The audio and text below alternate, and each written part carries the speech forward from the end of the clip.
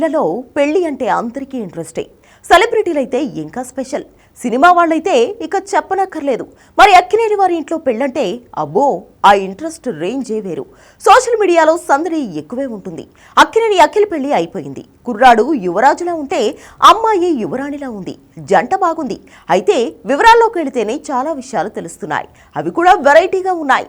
మానవ సంబంధాలన్నీ ఆర్థిక సంబంధాలే అని మార్క్స్ ఎప్పుడో చెప్పాడు కానీ ఇప్పుడు కళ్ళారా చూస్తున్నాం. కాకపోతే ప్రెజెంట్ జనరేషన్లో దానికి లవ్ కూడా కలిసి లవ్ కమ్ బిజినెస్ కాంబో అద్దరిపోతుంది. కింద మనోళ్లు కులం పేరుతో కొట్టుకుంటుంటే పైన మాత్రం పెద్దోళ్లు కులాన్ని మతాన్ని కప్పెట్టేసి ఎంచక్క పెళ్లి చేసేసుకుంటున్నారు. అఖిల్ భార్య పేరు జైనాబ్ రావ్జీ. ఆమె తండ్రి పేరు జుల్ఫీ రావ్జీ.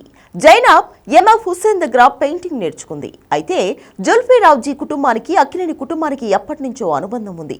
అది ఆర్థిక అనుబంధం, అదే వ్యాపార బంధం. అది ఇప్పుడు కుటుంబ బంధంగా మారింది. జుల్ఫీ రావ్జీ ఎనర్జీ సెక్టార్ అంటే పవర్ ప్రొడ్యూసింగ్ కంపెనీ. ఈయన వైఎస్ రాజశేఖర రెడ్డికి బాగా దగ్గర. ఎంత అంటే ఆయన్ను ఏపీ ప్రభుత్వ ప్రతినిధిగా ఢిల్లీలో అపాయింట్ చేసేంతగా. మనందరికీ తెలుసు జగన్ వ్యాపారం కూడా పవర్ కంపెనీతోనే మొదలైంది. దీని వెనుక ఉంది మిస్టర్ జుల్ఫీ రావ్జీ. అసలు నాగార్జునను వైఎస్ కుటుంబానికి దగ్గర చేసి జగన్ వ్యాపారాల్లో పెట్టుబడి పెట్టించింది కూడా ఈయనే అట. మనం ఇన్నాళ్లు మ్యాట్రిక్స్ ప్రసాద్ చేశాడనుకున్నాం, కానీ మ్యాట్రిక్స్ ప్రసాద్ను కూడా తీసుకెళ్లింది ఈ జుల్ఫీ రావ్జీనే అంట.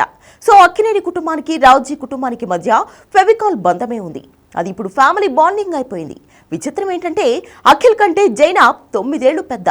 మరి ఎలా కుదిరింది అంటే ప్రేమ గుడ్డిది అంటారు కదా, అలాగే ప్రేమ వెనుక కాస్ట్లీ ఆస్తులు వ్యాపారాలు ఉంటే కూడా వర్కౌట్ అవుతాయి. వాటి కోసం ప్రేమ పుట్టుండదు. కాకపోతే వీరి మధ్య ప్రేమ పుట్టాక ఈ వ్యాపారాలు అభ్యంతరం చెప్పకుండా పెళ్లి చేసేయడానికి ఉపయోగపడుతుంటాయి. అసలే పాపం అక్కినేని కుటుంబానికి ఏదో శాపంలా ఆ ఇంట్లో విడాకుల కేసులు ఎక్కువ.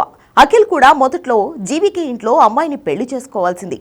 అది కూడా లవే, కానీ అది బ్రేక్ అయింది. తర్వాత ఇప్పుడు ఇది. ఇద్దరు గుడ్ ఫ్యామిలీ జర్నీ చేయాలని కోరుకుందాం. మరి ఇక Nagarjuna and Zulfi business bonding కూడా అప్రతిహతంగా సాగిపోతుండడంతో ఎవరికీ సందేహం లేదు. ఎలాగో పొలిటికల్ బ్యాక్గ్రౌండ్ కూడా వైఎస్ ఫ్యామిలీదే ఉంది కాబట్టి అది కూడా ఓకే.